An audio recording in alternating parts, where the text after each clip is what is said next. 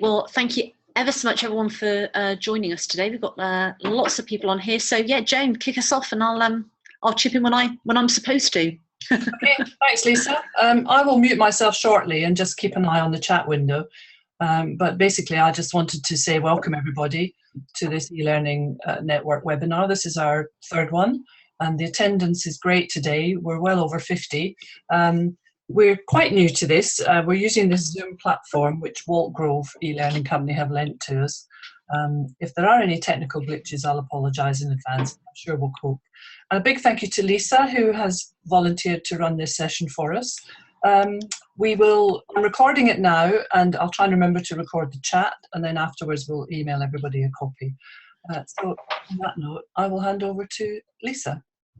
Lovely. Well, good afternoon, just checking my watch. Good afternoon, everybody. Thank you so much for joining us for this webinar. And it's a topic that's quite close to my heart. And actually, since writing this and being inspired to do a session on this, I've written a post on LinkedIn that has been going a bit crazy. So it's obviously something that is very important to people at the moment. And trying to come up with a title for it is probably one of the trickiest things in terms of beyond the blend, because I do want to take a little bit of a helicopter view, but also try and keep it quite practical in terms of the changes in the nature of the way that we engage with organisations and with business to help to support learning, whatever that may well mean. So let's get cracking. What I want to cover really are a few areas here in terms of, I suppose, a state of the nation of why are we here? Why are we discussing this at the moment? And why is it important for us to consider moving beyond what we may regard as a traditional blend? What's our role? Are we solving or are we learning? What does a typical blend look like in action? I'm going to get you to be doing some stuff on this as well, and some next steps. So as long as everyone can hear me and everything's good, by the way, if you can't, do pop that down in the chat. Joan is going to keep a very handy eye on the chat for me. So just in case I start blathering on about something and I miss a question, Joan will interrupt. So please do not be afraid to interrupt me via chat, and Joan will make sure that your question gets answered. So let's get cracking. So why are we here? Well, this is the number 2 topic on the minds of CEOs and HR leaders from the last Deloitte report, digital learning. So it's clearly there is a conversation happening at a board level, and I think sometimes we get concerned in learning and development, generally, that we're a bit of an echo chamber, that we're talking about this stuff and no one else really cares about it. But actually, it's clearly important at a board level. But to me, that indicates or gives me a sense that perhaps we haven't quite cracked this yet. Certainly, perhaps the organisation doesn't really understand what we can offer with regard to digital learning, or alternatively, what we're doing isn't relevant to them, or they don't feel as if it's relevant. So this clearly is, no matter what tools or techniques or new technologies we bring in, there is still a conversation to be had, which may feel frustrating if you're trying to do a lot of really good work to try and improve the learning provision in your organisation. But I think it's also an opportunity, because there is clearly something of an open door to push on. Getting the ear of the board is always something that comes up as a perennial issue, but it's clearly something that is a conversation that's being had, which is great. But I think a lot of this is partly to do with everything you do is part of your learning experience at work. And I think this hints to why I wanted to talk about beyond the blend, because we often regard people as learners. So we say, okay, well, these are our learners, this is what we'll do with them. It isn't actually. People aren't learners. People are people doing work, and they're learning as they go. They're either learning because there's a specific purpose or objective and they've got a formal program they're following, or they're learning from the environment and stimulation all around them, which is why I chose this photo. At every journey that you take, every time that you enter a new environment, you're learning from the stimuli that's around you. And I think thinking about that in terms of people constantly learning from their environment and contributing to it kind of starts to give us a hint to where we're going with all of this stuff. But I wanted to ask you all a question now in the chat, really, before we really dive into this. Because if we're saying, okay, well then, if everything that we do is learning, we shouldn't regard our people as learners per se, but this is something it's a flow, as it were, it's something that's happening all the time. Then Jane Hart asked this question last year, actually. What would happen if there were no L&D department? So you tell me, what do you think would happen if there was no L&D department? And by the way, some of you may have already contributed to this discussion because, like I said, it's been going on for a year, but I'd really like to know what you think. Positive and negative.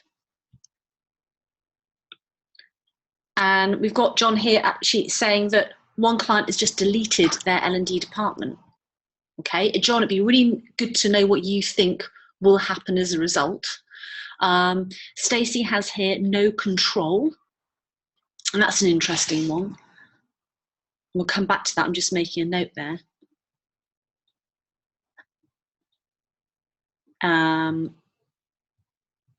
People would only get as good as the best person already employed. Yeah, interesting thought there, Rachel. And Kevin, everyone would just Google it for a while. That wouldn't seem odd, but in the end, everyone would the exact same. The top 3 results, Kevin, that's a really important point, actually, those top 3 results. I'll come back to that one as well. Well, and John, it's interesting, isn't it? They're embedding L&D into the business. And John and I have known each other for many years, and our background's really in knowledge management, and I'd be really intrigued to know how they think they're going to embed it. It's not that it's, I sort of said that in a bit of a loaded way, didn't I? I don't necessarily mean that's a bad thing. I wonder what techniques or support they're giving to people in order to be able to embed it. Elena, no control on training budget. Yet no training, no employee engagements. Others will do it for themselves without understanding the principles of learning engagement, says Jane. Do L&D train or facilitate learning? Great point there, Jane. Duplication. And Anna's got an interesting one here. It all depends upon the status awarded and gained by the department. It's a multi-stakeholder environment. And yeah, John, they should facilitate, of course, but what really happens? Thank you, everybody, for those contributions, because I think it's really important. And just like John, I've also known of organisations that have decided to entirely remove their L&D department. You raised some interesting points, and we've got here inconsistencies. There are still some compliance issues that organisations need to address. And I think sometimes when we're thinking about blended learning or thinking about new technologies, we do ignore the fact that there are some things that need to be done. But they are more sort of hygiene factors in terms of, rather than perhaps accelerating the performance of an organisation as a whole. But I wanted to come back to that point on the top 3. It's a very interesting point, actually, because often if you develop as it were, for example, let's take it at a platform level, a self-service platform that is providing recommendations, kind of a la sort of Amazon style, I suppose. So it may even be being powered by some sort of AI, or at least a basic recommendations engine. We worked with a global advertising network some years ago, and this is exactly the problem that they had. They essentially created a portal of well-curated and developed content so that learning development could step back and that people could self-serve. What happened is the early adopters, as it were, the most popular content very quickly rose to the top. So those were the ones that were most often recommended and rated. But hidden amongst that were some gems that were really aligned to some challenges that the business were having on delivering on certain parts of their strategy, some really practical steps. But they never managed to get their way to the top. So you had this issue of the top 3 without somebody taking care of it. John used the word facilitate, or properly actively curate, aligned to the business needs. There was all of this good stuff that nobody could ever access, so they weren't breaking through this business problem, not a learning problem. They weren't breaking through that business problem. So it's really interesting thinking about, okay, well, yeah, perhaps your old traditional L&D department, of course, there's no doubt about it. And I mean, everybody on this webinar will have read lots about this in the last year or so. Things are changing. And perhaps the old L&D department and the keepers of the catalogue, really their time had gone many years ago, and it's sort of only in the inevitable, it's only the matter of time. But there is still a very important job to be done in my mind. It just requires different skills and probably different activities on a day-to-day basis. And that then hints to so what does the blend look like? What's the work that we're doing? And the way that I regard it, I quite like this, is I regard us as the custodians of better. So basically, depending on the context, depending on where you work, the solutions that you have may well be different. But there is always an opportunity for improvement. There's always an opportunity to look for ways in which we can, either on a quite a substantial basis or very, very small interventions, that we can make things better. And that's distinct from the best way of doing things. And often one of the challenges, I think, with traditional learning and development is what you're trying to do is you're trying to concatenate all this content down into, and this is the best of what we know. That's why I prefer custodians of better rather than best. And after all, we used to think bloodletting was the best solution for curing headaches. So we know that there's always better, but medicine's a perfect example. Many years ago, bloodletting was the thing that you did for all sorts of ailments. Now, our practice of medicine is very, very different. But with gene therapy and better sequencing of DNA and personalised medicine, it may not be very long before we look back at this age of medicine and regard that as a completely different age. So there's always that better. And I regard L&D as the custodians of looking for better. So on that, yes, actually, John, I'm going to tell Jane that you said that. Moving beyond the blend. So if our role is changing, what does that look like? And I've discreetly changed this slide. I actually presented this at the eLN Connect event last year, the excellent conference that the eLN ran towards the latter part of last year. It's only a subtle change, but it's important. It's in that title at the top, rather than the L&D role, the learning role, because going back to John's point actually about the fact that learning is the responsibility of the entire organisation, that it's essentially extending this out to not just learning and development professionals, but also people that are responsible for learning and knowledge, perhaps in their part of the organisation, and sharing that across the piece. But still, I regard the role broadly as this, that it's that sift, sort, summarise and support, the 4 S's. And really, it's that opportunity to, you're absolutely right, some of you said earlier, you could just use Google, you could use the resources that you already have, but it's about trying to find ways in which we can accelerate performance and enable people to take calculated risks, to be able to make mistakes, all those sorts of things that are the signature and hallmark of organisations that innovate and are very successful.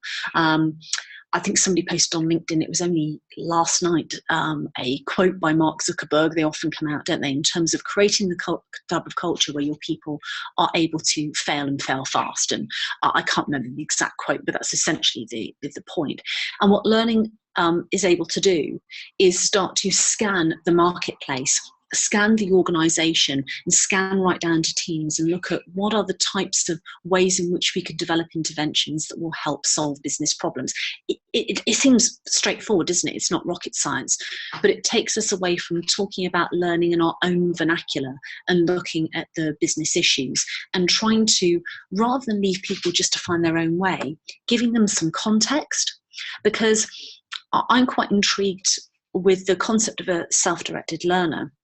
That of course we are all adults, we all have our different preferences in the way in which we want to develop our skills, but having a framework, knowing what my objectives are, knowing what I need to deliver, knowing that I've got places where I can experiment are incredibly empowering, and that is a role that learning and development can take in my view.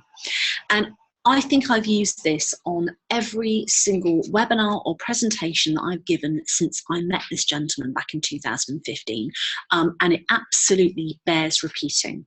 Tom Spiglanin is responsible for learning at a company called the Aerospace Company in the United States. He's working with rockets, literally working with rocket scientists. So one of the challenges he has is what can I actually teach them? But that's not his role to teach. His role, he regards it as a catalyst. Putting the right people together in the right environment at the right time with the right tools. That's how we catalyse learning.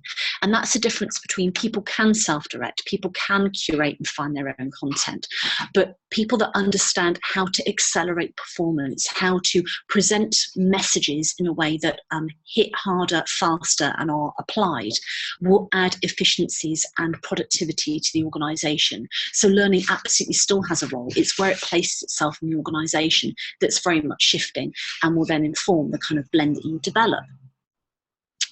So, are we solving problems or are we helping people to learn? And the challenge here is that if we are the sole providers of whatever the solution is, and however beautifully you blend your learning paths with whatever techniques you wish, there's always a danger that we'll continue to patch rather than empower. It's the old, give a man a fish saying.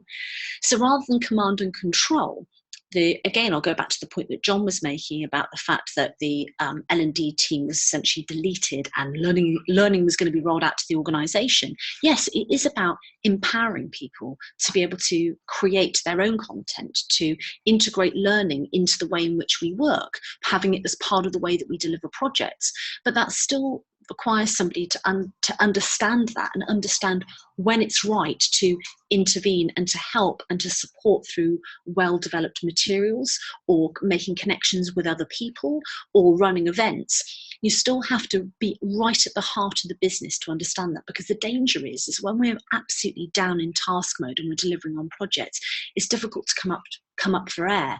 But it's those coming up for airs that are normally the opportunity where we see that there's actually a chance to do something different, or to take a risk, or to innovate, or even regarding learning and development, it's the people that will help you develop a hypothesis to test in the business and will be supporting you and giving you the resources that you need and the time to be able to do that, to be able to bring other experts on board. Again, like you're scanning the organisation, you're looking for those solutions. That, for me, is what that looks like in an organisation. But it doesn't look the same, of course. It's not just us constantly wandering around the organisation, having nice conversations, finding out what's happening. There are, for me, two speeds of learning happening in the organisation. You've got the analysts, researchers, and the curators, and the activators, curators, and the activators and creators. And the reason why I talk about, I'm just referring to some notes here because it's a point that I really wanted to sort of discuss with you, is it really depends on the context. Because if you're addressing key cultural issues, so the organisation needs to fundamentally transform, that may warrant some time and orchestration. So I'll give you a good example here. And it's some years ago that I worked on this project. But we worked on a project with Ericsson. And back in the day when I used to work in mobile telcos, there was any amount of money to spend on equipment that runs a network, not your phone so much. And basically, equipment manufacturers could name their price. And then, of course, bubble burst, etc. And we all know what happened after that. So organisations like Ericsson, where they used to be able to garner huge profits out of the equipment that runs a mobile network, had to do something different. So what they realised is, well, because we make the equipment, we know how to get the best from it. So we could manage networks for mobile providers, so they could outsource to us. So you've gone from the very, very clever and accomplished engineers, now moving those skills out to becoming a service provider, to be a managed service, to be consultants to a business. And that required a bigger change program and a blend of all sorts of activities, from some designated learning paths in academy that enable people to pick and choose certain skills that they felt where they had gaps, and they could come along. We curated content from actually a generic catalogue. They had Skillsoft already. We didn't create new e-learning. We actually found, but we spent a lot of time and worked with HR business partners actually to work with the business to find, okay, what are the key bits of content that are actually relevant or rubbish, because some of it was absolutely rubbish. Find good reading, good videos, run face-to-face events where there were clinics where those that felt they needed to practice their skills, they had a safe space to practice, that they were given work assignments to do together to report back on how their interfaces with Customers were improving as a result. And so that takes some more research and curation. So it's about what's the question, what's the business question that needs to be answered? What do we expect to happen? And what I would love to see, this is a personal kind of crusade of mine, is some more at least A/B style testing, randomized control trials here. Of, okay, we've got the question, we don't 100% know which solution will work, so we will try a number of different solutions and we'll understand how we've discretely changed them so we can get good data on what works. We come up with some solutions, we look at the results, and then we ask the question again and we continue to improve. So it's a longer span of time. But that isn't always what's needed. Actually, sometimes you want activators and curators that where there is a specific gap, that there is a piece of knowledge, something that we don't know, that people could really do with just knowing, that we create it, we find it, and we deliver it, and we just get on with it. And we don't regard everything as a massive learning program, that actually a lot of content is highly disposable. And if we enable our people, for example, to use one of these to create photo diaries, to create videos, to create podcasts, then that's the kind of disposable content that can meet very specific time-bound gaps. So it's releasing that, as it were, into the wild. And Joan, I just want to make sure that I'm not missing any questions here, because I can see that Kevin has been asking some questions. So Kevin's got here, making time and space to talk to the organisation about learning needs is one of my biggest challenges. Yes. I've just copied his question in so everybody can see it. But I think, yes, and I think there is a question for everybody as to, are you actually working in both these speeds, or do you tend to concentrate in, as you say, in one area, like making up a large course? Yeah, and that's a great point, Joan. In fact, yeah, we'll pause there. It'd be really lovely to know from participants where they think they're spending their time. And whilst you're doing that, to answer Kevin's question, and John will know this because John's known me for many years, the kind of viral adoption model from KM time is a useful one to consider, that you probably aren't going to get the ear of everybody, but it's trying to have your ear on the ground, having that kind of natural curiosity, or you could say nosiness, to find out which departments are really either concerned or struggling with something, or looking to break through in some area and working intensively with them, rather than trying to tackle this as a whole. I must be talking to everybody in the organisation. That small viral adoption enables you to get some really good data out of ways in which their working lives are being improved by the way that you're working with them. I think sometimes we're trying to kind of bite off more than we can chew. In some ways, Kevin, I think it's interesting. I think the business partner model was introduced, some years ago now. The whole point was to try and address that. So you would have somebody responsible for the people and learning aspect of a function that would really get to understand them and get to know them. The problem is that the perception, I think, of the organisation in terms of it wasn't really about people and learning. It was about HR and the L&D department and the sorts of things they used to do. So they just became order takers, either from a recruitment perspective or managing a performance issue, through to managing the catalogue for L&D. So yeah, it can be tricky. Matthew here's got both speeds here. We are, right, you're OD, not L&D. That's useful to know. Kevin says here, this quick stuff seems to happen well with techies. They're always just looking for a quick bit of code. Well, and there's an important thing there in terms of beyond the blend, Kevin, is that it is all about context and need. There is no point in over-engineering something when actually, particularly for a technical audience, if you have got coders there, actually a lot of the help that they will want, in fact, you have still got the two speeds, but a lot of help that they will want on a day-to-day basis is access to each other to ask questions, so that somebody that has had that issue before with that piece of code can help them solve it. And you see it all the time. I mean, that's probably one of the most longest standing and well adopted ways in which people have used the internet, is to ask questions of each other and advice. The good thing, though, about having somebody that's a custodian of that, so not controlling it, but a custodian of watching those kind of learning interactions happen, is that they can start to pick out those things that hint to the right. When we're onboarding people, or when we are supporting, supporting people in their roles, actually we can see that this is a common problem that comes up on forums and threads. Somebody's keeping an eye. So they become those kind of issues that you can address at ground roots level rather than everyone having to ask the same question all the time. But equally at your slower speed, as it were, still though for techies, are they actually on top of the latest insights from people like Cisco, for example? Is it worth them actually connecting on something more substantial? And actually keeping an eye on those interactions, those short interactions they're having, quite often a really good way to find out what the gaps are from a business perspective, rather than just go and say, does everybody need to be Cisco certified? Actually, it may not be the case at all. It may be one specific element that just needs addressing.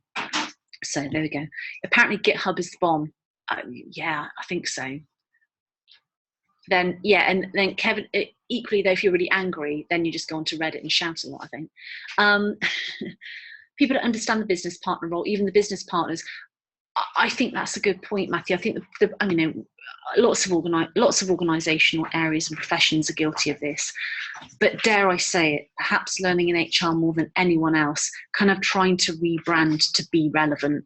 And I understand the drive for that, because it is difficult, as you said before, trying to get the ear of the board and the ear of the business, but we're trying to kind of give it a new name so that we get some impact. And that's great. Oh yes, and sorry, Joan, I've realised, yeah, not all those comments may be available to everybody. I'm picking up on some questions that people are posting here to the panelists. Sorry that all participants can't see it.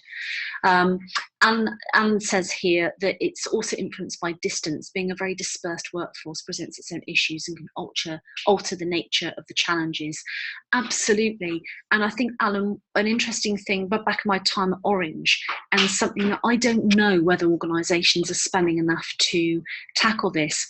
But actually, if we're talking about learning being part of the organisation, as John said, do our managers, and particularly with more remote working, understand the dynamics of a virtual team and are able to support people in that way, and able to think about the ways in which people may want to learn as a result? Quite often we haven't really tackled that head on, and actually I think that probably does have a justification for a good blended programme actually on how you support virtual working. So let's crack on. Now, another question for you. So you're all very busy in chat today, which is wonderful, but I've got another one for you. And I think, actually, Joan, I don't know whether this may well be in the poll, actually. So I think I can launch it. Let me know if it works okay. How long does it take to build a typical leadership program from your experience?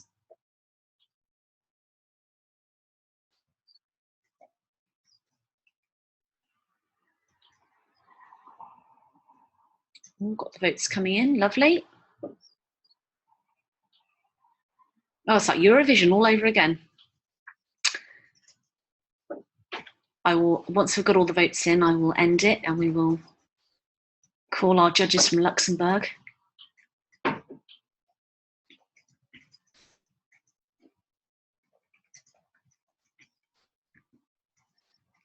think we've got most. I think may have some abstainers.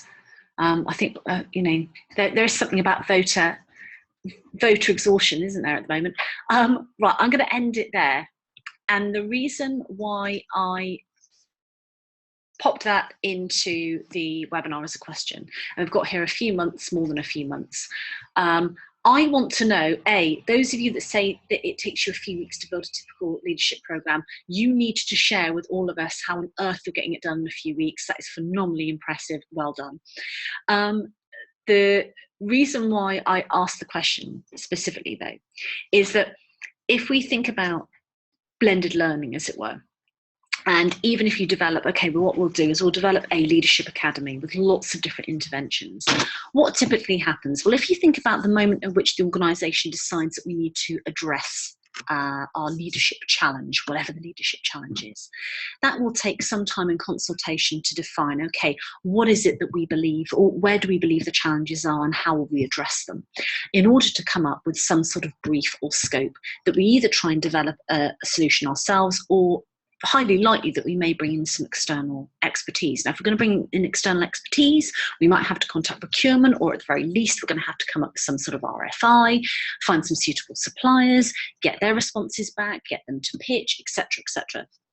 And if you're following along at home, you're probably starting to get a timeline in your mind of where we are at this point, because then your provider or your team then have to develop that solution. We then have to promote it. We've then got to roll it out, etc., etc. If you think about the amount of elapsed time that has probably occurred in your organisation since the original question was asked, can we develop a leadership development programme for these reasons? By that point, the organisation will have changed, and the change could be very, very significant indeed. And that's why looking beyond the blend of thinking, oh, well, we must have a wonderful programme with lots of good videos, some great workshops, some well-facilitated events together. Actually, this concept of a co-created agenda that starts to move and meld over time, that you're really having a framework with lots of room to breathe and looking for the marginal gains, is a really important way to look at this. And I think these days what it also does is it helps to hint to where we should be spending our money, because you could spend an absolute fortune on a typical leadership development program, but if you're going to engage in one of the big partners to do that and develop some really beautiful e-learning and interactive scenarios, have some great workshops, etc., by the time you have, probably by committee as well, we all know that's the truth, you've actually concatenated this down into a solution, the organisation has changed. And that's why we have to look beyond the blend, look at what's actually happening for leaders, what kind of content and support is worth permeating a space or a community that is well facilitated, that they know that they can come together and just discuss these leadership issues, but actually that we're looking for those small marginal gains, those small insights, ways in which we can support them in their leadership practice. But then as us as custodians of better, that we're going back out to the leadership population and finding what's working for them and working from there. And as Alan said in the chat here, Alan's put, perhaps leadership development is never ending. It starts with some direct tuition and then uses action learning. Exactly, so the alumni, so it's always moving, it's always moving on. It's more of a culture, it's an agenda. If you're going to be a leader in the organisation, you join this cohort of people that are continually looking for better. And I think that's a really good point, Alan. I really like that.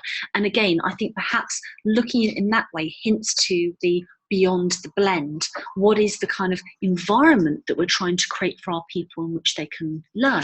So going back to my point there, are we solving something, or are we creating a space in which people can learn? And Alan's put here, yes, it's a cultural issue, and it is. But there are lots of ways in which we can steal with pride from the way in which people communicate outside the organisation to help them find the best channels to connect with each other and create that culture that we're looking for. So let's have a look at the blend with action. I'm just checking my watch to make sure, see how the time is going. Now, this is taken from an article by Jane Bozarth, who is very active in the States and actually was over at the LPI Learning Live conference this year as well. And it's looking at the importance of understanding the performance challenge. So if we strip all this away, how do we do the right thing? We ask some really good questions. Again, none of this is rocket science. It's, as James put here, a problem well stated is a problem half solved. If we understand the challenge from a business perspective rather than from a learning theory perspective, then we're honing in on performance. And those of you that have been to events or listened to webinars that I've given previously, I quite often talk about value chain. I'm not going to do that today, I'm not going to keep repeating that. But it is about understanding a business objective and working back and understanding what goes into contributing to that particular business objective. And the asking good questions is a simple gift, but it's a powerful one because it challenges our norms. It focuses not just on learning, but unlearning the things that we normally take for granted. And what evidence do we look for to confirm our understanding of the performance problem? Are we guilty of organisational head or somebody coming to us as learning development and stating, this is the problem. I need this program, or we need to look at our negotiation skills because we're not winning enough contracts. Is that actually the issue? Do we need to dig deeper? Because that may not be the issue at all. It may be that nobody knows how to use your ruddy CRM. You know, it could be something really, really basic. It could be the fact that we simply aren't up to date with our market intelligence. We don't have enough skills in that area to be understanding the competitive landscape. There can be all sorts of reasons. It may not just be negotiations. It's making sure that we don't take the challenge on face value, that we take the time to understand it from a business needs perspective, and that we demand that the problem is well stated. We may not know the solution though, and that's where it's about being brave, and where I'm keen to look at something like hypothesis testing based on some good theory before you start. You know, there's got to be a reason why you're doing this, but we may not know the solution. But that's not always our role. You know, learning development, I think we're quickly looking for the right. How can I solve that with on-demand video? How could I solve that with an interactive scenario? How could I solve that with an academy? Actually, we may not know. We may need to do some randomized testing to understand what kind of delivery channels work, and being open up front about that to say, I'm going to be looking for the data in terms of what works, I think is actually a very powerful and credible message to give. I don't think it is in any way a weakness to not know what the answer will be when you start. It's having some good grounding to try something out. And this comes back to the understanding the performance challenge for me. I think that's very, very important indeed. And it's about starting a conversation about what factors influence something. So let's say, for example, it's product delivery. So rather than well, we've got an issue. We've got our quality score has gone down. So perhaps we need to look at Lean or Six Sigma. Well, we need to understand all of the factors that affect product delivery. I mean, it could be right down to a fundamental issue of our product isn't relevant anymore. It could be that the market has shifted around us and we don't know. And Alan said here in the chat as well, is doing experiments, which indeed much of change management is in reality. That's exactly it, Alan. You know, what factors influence effective product delivery? Is it Lean? We don't know. There may be, Lean may give us an opportunity to develop a hypothesis based on a theory to say we think these things will be the issue. But until we test it out, we don't know for sure. But being people that are able to craft really good experiments, that's an interesting model for learning development, I think. I think it's a very exciting place to spend our time. And so, for example, I'll ask you the question now. Have a go. Think about if somebody came to you in the organisation to say, right, our biggest issue that we have in the organisation right now, whatever the organisation is and whatever product or service you are providing, our quality score has dropped by 10%. So that's our issue. That's what we know about the issue so far. So what type of questions would you now want to ask to start to come towards what kind of blend you are going to develop or propose or experiment with to address this particular issue? So James just popped in there. What questions can we ask to analyse the challenge? So Kevin's kicked us off with a great question. What changed just before the score dropped? Really good question. And that may take some research and it may take some work. But again, it goes back to Jane's point that we will understand the landscape and the problem better by doing that research, for sure. Sure, everyone's racking their brains. It's that low sugar bit before lunch as well. Come on, you can do this. You can ask some good questions here.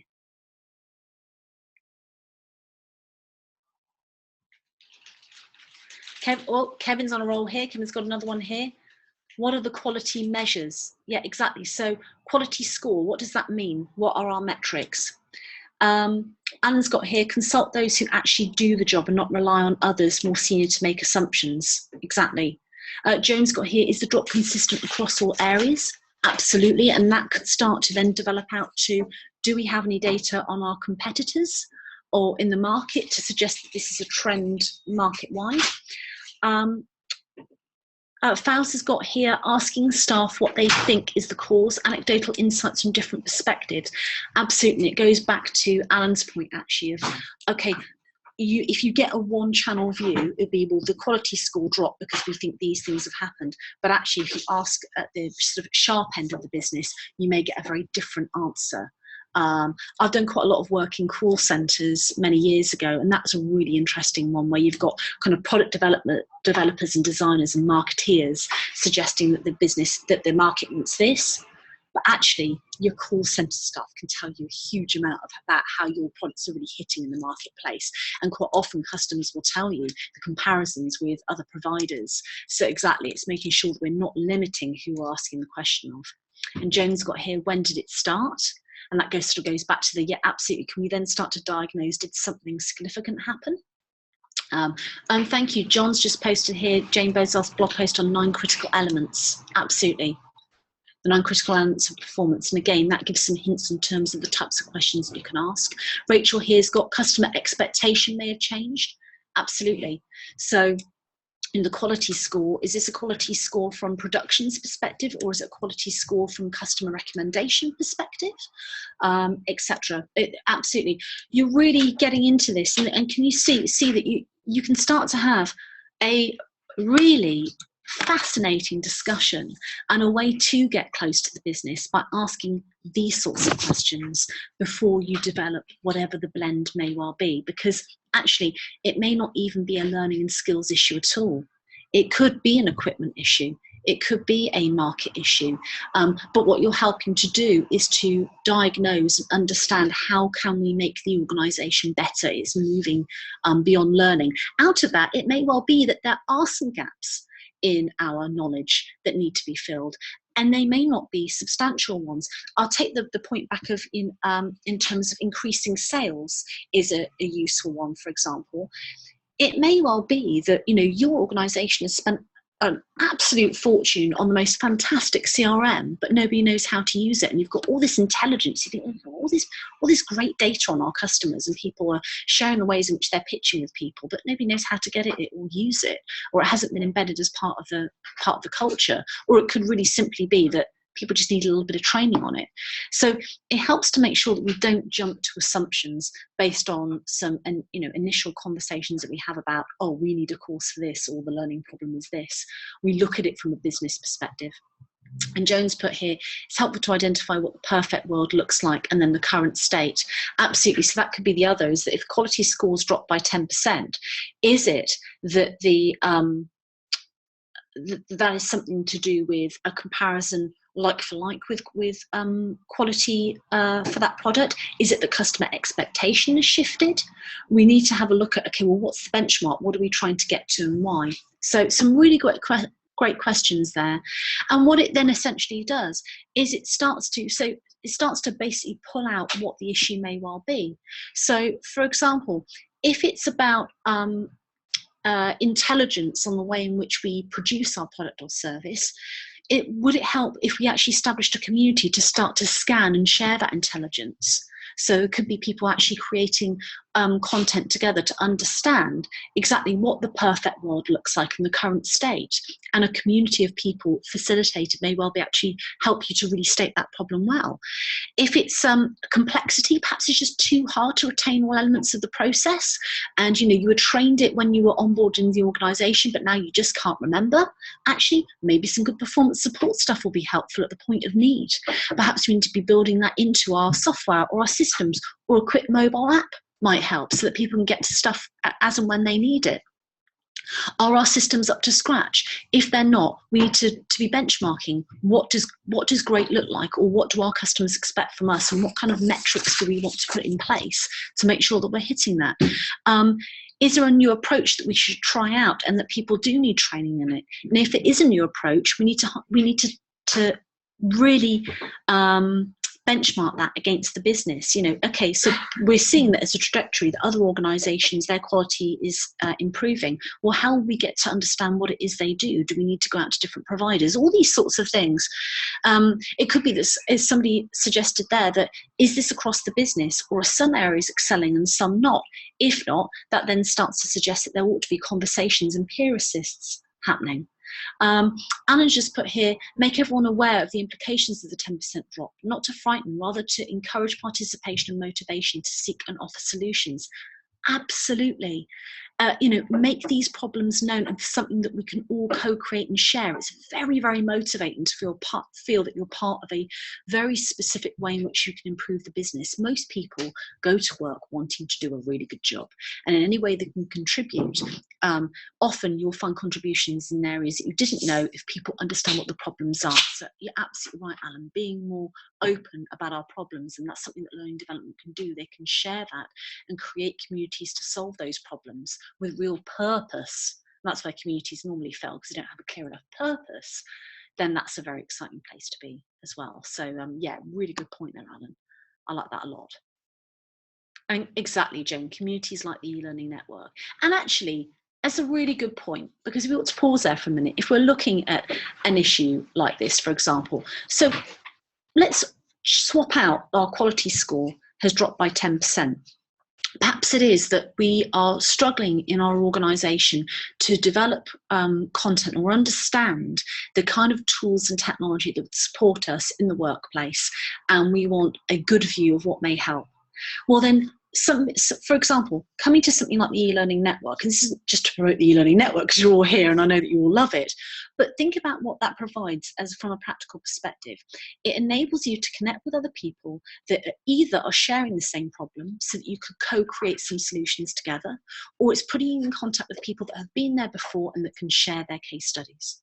If you then realise as a result of that there is a gap analysis to be done here and there are some skills that you're missing, then there's the mentoring program. So you may decide, actually, I would like to find a mentor that could help support me in specific areas.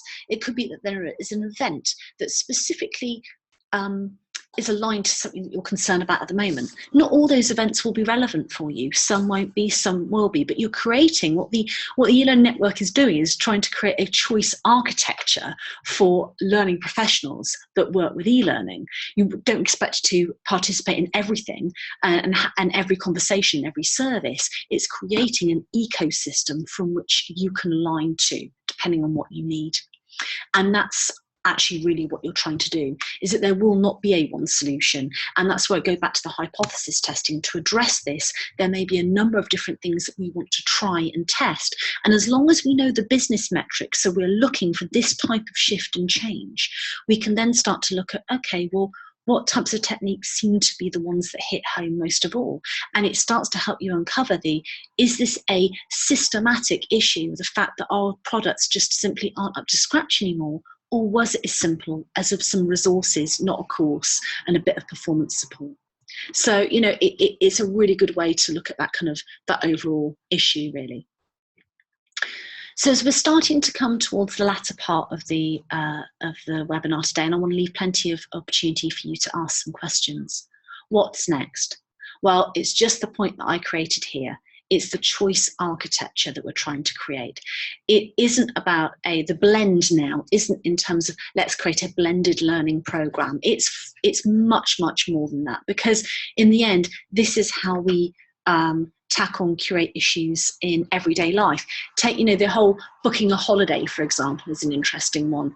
The way in which you do that, if it's a really big budget holiday, kind of a holiday of a lifetime, you might actually go back to a good old travel agent and you might ask for some advice, and they may support you in that way, particularly if you know that it's an agent that perhaps has been to that area before and you're thinking, oh, I'm going to risk a lot of money here. I don't particularly want to try and create this myself. It may be that you take an interim step and you go to something like TripAdvisor and you find some recommendations, or you reach out to your social networks and find some solutions. It may be that you feel quite confident, but you want some simple tools, something like Expedia, to be able to curate the type of holiday that you want, or you may want to have an entire package. but whatever you do is you have all of those tools at your disposal. And even with something like a holiday, depending on the holiday and the context of it, you will choose different things depending on what you're trying to achieve.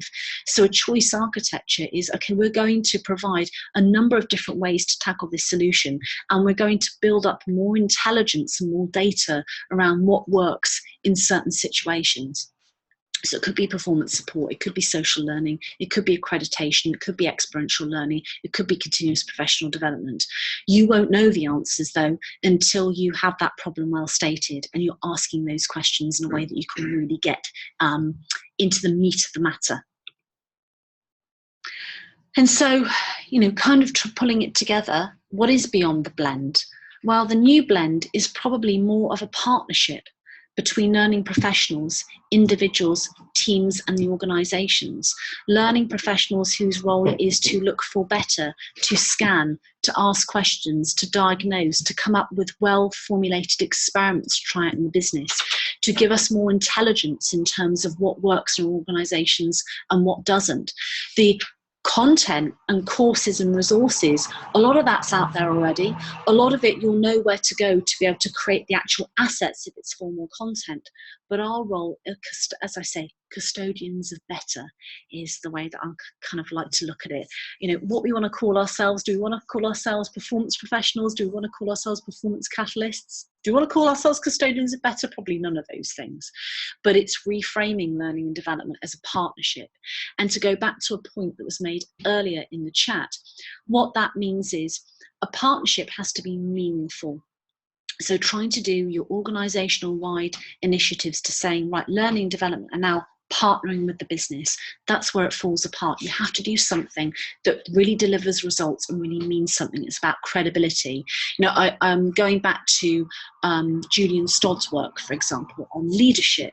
A lot of what Julian talks about is trust, and trust is earned, and trust is earned through your actions and evidence, the way in which you work with an organisation, and that's his kind of new role for leadership.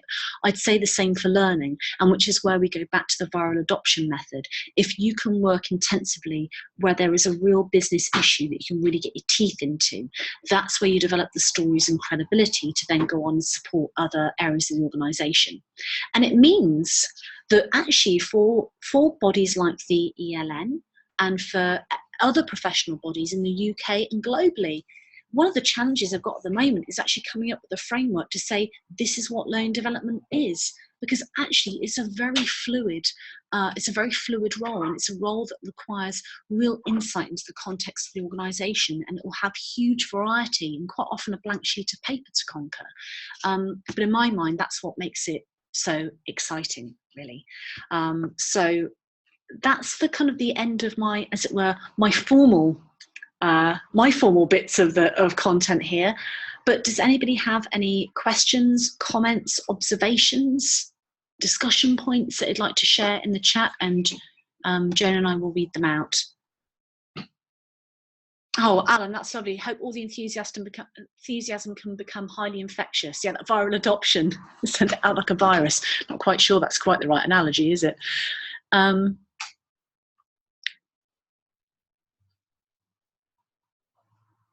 We'll just see if there's any more questions coming through here. And yeah, thanks to those sharing contact details. But of course, if you don't want to share contact details in the chat, no problem at all. But if you want more information after this, do share it with Joan, and we'll make sure that we share any resources or assets with you. John's here got, I think helping people to become more self-directed is key. Exactly, John. But John, it's being helpful, which seems like a really trite thing to say, but helpfulness is incredibly important. And what does that mean? Well, do we leave our people alone, rudderless, on Google to find whatever it is may or may not be relevant? Or if we understand that there is an area in the business, we ought to be working hard to be doing some research to try and find those answers quicker, better, to help support them, so not wasting huge amounts of time. And Johnson had there, yeah, learning to learn effectively. Well, and interestingly, I'd encourage you to go and have a look at LinkedIn, go and have a look at the latest Pulse post that I put there, that's deliberately provocative. But the reason why I've put it there is that quite often as well, we're looking for the next new solution. And it's why if you ground yourself in the business issue, the solution will become emergent because you've got good evidence for the problem. And the reason why I say that is, for example, I did the Learning Performance Institute's Learning Live L&D question time last year, the panel. And a good friend in learning of mine, Paul Morgan, he used to be at Telefonica, asked a deliberately cheeky question. And I could see he was trying to trip me up. He was just trying to be very naughty, and said, "Oh, I'd like to ask the panel, and I'll start with Lisa, what do you think about neuroscience?" And the reason why he was asking it is that I think that he feels that there's a lot of kind of pseudoscience and people providing services into that space saying it's all grounded in neuroscience. And absolutely, there are examples to suggest that that really is the case. But throwing out any evidence that human factors and neuroscience gives us in terms of the way in which people attend to information, connect with media, attention spans, environmental factors, is crazy.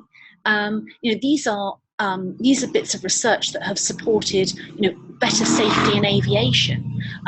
So the whole discipline shouldn't be thrown out, but it's understanding how it relates to the issue at hand is really important. So rather than looking for the next trend, is it relevant to the business need? So as people are starting to leave, just to say, if you are enjoying these webinars and enjoying these events, then there are lots of ways in which you can sign up. And in fact, John's got one on brain-friendly learning, which is brain-friendly e-learning, which is great. So that's a webinar coming up in June. And if you're not a member already, then we would certainly encourage you to join. Joan, have you got anything else you wanted to add to that? Yeah, sure. Oh, thanks, Lisa. A big thank you, Lisa. That was excellent. I just wanted to say that if people go to the events page on the website, you'll see all the upcoming events, face-to-face and virtual. And I've also included those in emails to people. I could also say that if I don't hear from you otherwise, then I will assume it's okay to share your emails, other than anybody who's asked specifically not to. Because I think we're a little bit tied with data protection issues. We're not supposed to circulate emails without permission, etc. But a big thank you to everybody for joining in. Don't forget there is one coming up with John in about a month's time, and we hope to see more of you there too. Thank you very much. We'll go to the close there, Lisa. Lovely. That's great. Thanks ever so much, everybody. Thank you. Lovely. Thanks. Bye-bye.